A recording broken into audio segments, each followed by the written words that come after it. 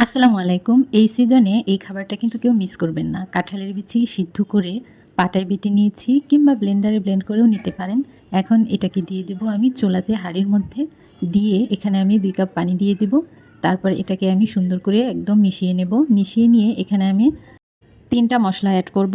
এখানে আমি ভালো করে মিশিয়ে নিচ্ছি।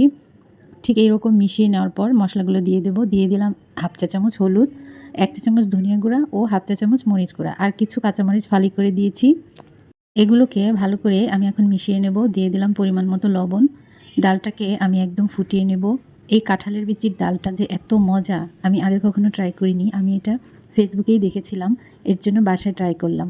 যারা এই ডালটি খাননি এখনই ট্রাই করতে পারেন। ভীষণ মজার। তো এখন আমি এই ডালটাকে বাগার দেব। দিয়ে দিলাম রসুন কুচি ও পেঁয়াজ কুচি। পেঁয়াজ কুচি ও রসুন কুচি ভেজে নিয়ে এখন এখানে আমি ২ টা শুকনো মরিচ একদম ছিঁড়ে দিয়ে দেব। শুকনো মরিচ দিলে সুন্দর একটা ফ্লেভার আসে। এই কাঁঠালের বিচির ডালটা গরম গরম ভাতের সাথে খেতে খুবই মজা লাগে। অবশ্যই বাসায় ট্রাই করবেন। তো বাগারটা আমি দিয়ে দিচ্ছি। খুব সুন্দর একটা ফ্লেভার বের হয়েছে।